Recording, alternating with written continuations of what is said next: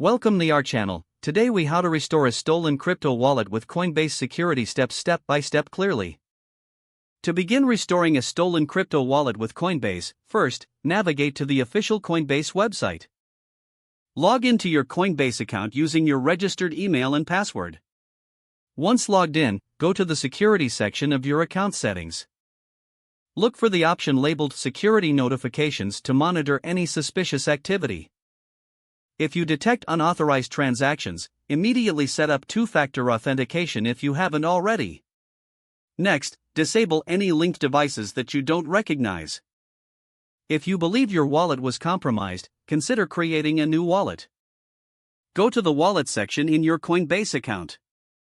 Select Create New Wallet and follow the prompts to set it up. Once the new wallet is created, transfer your remaining assets from the compromised wallet. If you have recovery phrases or private keys from the stolen wallet, make sure to keep them secure. Send an email to Coinbase support, detailing your situation with any relevant information. Provide any transaction IDs or details related to the theft for better assistance.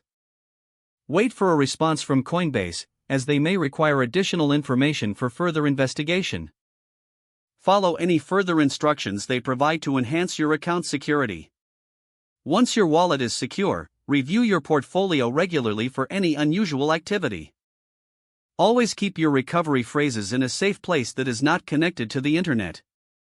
Consider enabling account alerts to get notifications for any changes made to your account. Stay informed about security updates and best practices regarding cryptocurrency storage.